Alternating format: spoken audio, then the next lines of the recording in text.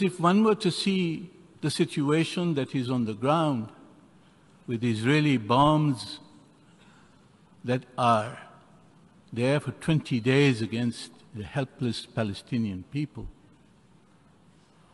with 7,000 men, women, and small children, half of them children, killed by Israel in the last 20 days, 17,000 injured, 1.1 million Palestinians displaced.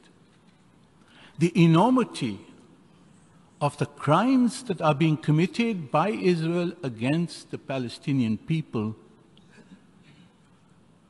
are so great and enormous that it is amazing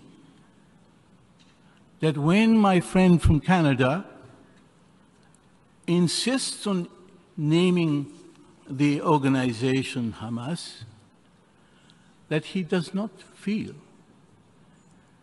the need for the equity and balance and fairness for which Canada is so well known. He does not feel the need to name Israel for killing 7,000 Palestinians and injuring 17,000.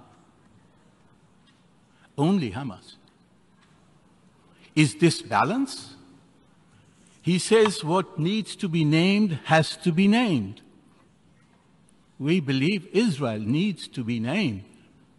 If you are fair, if you are equitable, if you are just, you will not blame one side and not the other.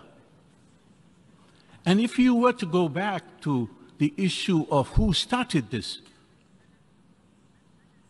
we all know who started this.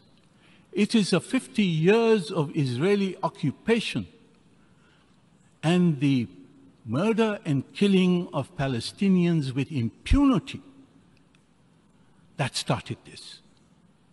When you push a people into the corner, they will respond.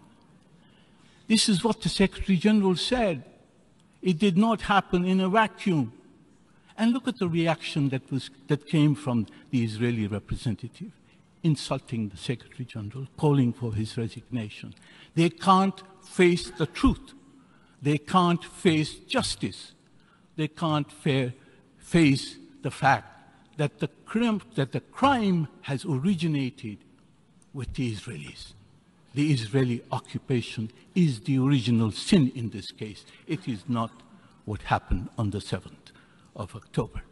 That is the proximate cause. But the real cause is the occupation of Palestine.